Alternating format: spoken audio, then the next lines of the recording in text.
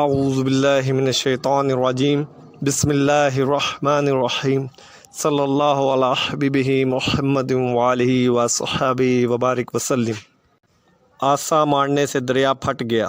حضرت موسیٰ علیہ السلام ایک مدت تک فرعون کو ہدایت فرماتے رہے اور آیات اور معجزات دکھاتے رہے، مگر اس نے حق کو قبول نہیں کیا، بلکہ اور زیادہ اس کی شرارت و سرکشی بڑھتی رہی، اور بنی اسرائیل نے چونکہ اس کی خدائی کو تسلیم نہیں کیا، اس لیے اس نے ان مومنین کو بہت زیادہ ظلم و ستم کا نشانہ بنایا۔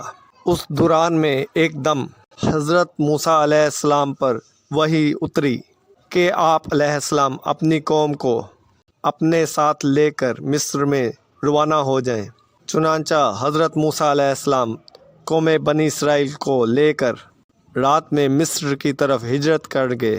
ابھی آپ علیہ السلام راستہ میں تھے، جب فرعون کو پتہ چلا تو وہ بھی اپنے لشکر کو ساتھ لے کر بنی اسرائیل کی گرفتاری کے لیے چل پڑا۔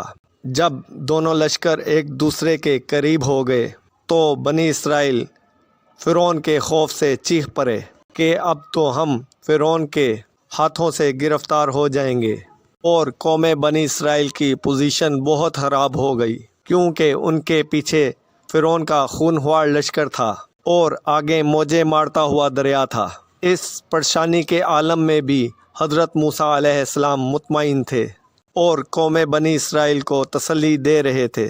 جب حضرت موسیٰ علیہ السلام قوم بنی اسرائیل کو لے کر دریا کے قریب پہنچ گئے تو اللہ تعالیٰ عز و جل کے حکم سے حضرت موسیٰ علیہ السلام نے اپنا عصا مبارک دریا پر مارا تو فوراً ہی دریا میں 12 سڑکیں بن گئیں، اور بنی اسرائیل ان سڑکوں پر چل کر سلامتی کے ساتھ دریا کے پار نکل گئے۔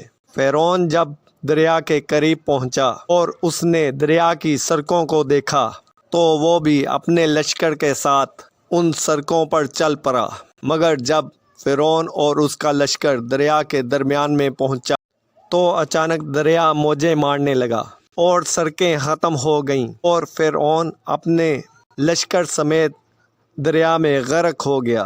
اس واقعہ کو قرآن مجید میں اس طرح بیان فرمایا گیا ہے: پھر جب آمنا سامنا ہوا دونوں گروہوں کا، موسیٰ والوں نے کہا ہم کو انہوں نے آ لیا۔ موسیٰ نے فرمایا یوں نہیں، بے شک میرا رب میرے ساتھ ہے اور مجھے اب راہ دیتا ہے۔ تو ہم نے موسیٰ کو وحی فرمائی کہ دریا پر اپنا عصا مارو، تو جبھی دریا پھٹ گیا تو ہر حصہ ہو گیا جیسے بڑا پہاڑ، اور وہاں قریب لائے ہم دونوں کو، اور ہم نے بچا لیا موسیٰ اور اس کے سب ساتھ والوں کو، پھر دوسروں کو ڈبو دیا۔ بے شک اس میں ضرور نشانی ہے، اور ان میں سے اکثر مسلمان نہ تھے۔ سورہ الشعراء آیت نمبر 61 سے 67 تک۔ یہ ہیں موسیٰ علیہ السلام کی مقدس لاٹھی کے ذریعہ ظاہر ہونے والے وہ 3 عظیم معجزات جن کو قرآن مجید میں مختلف عنوان کے ساتھ بار بار بیان فرمایا گیا ہے، اور لوگوں کے لیے عبرت اور ہدایت کا سامان بنا دیا گیا ہے۔ واللہ تعالی عالم۔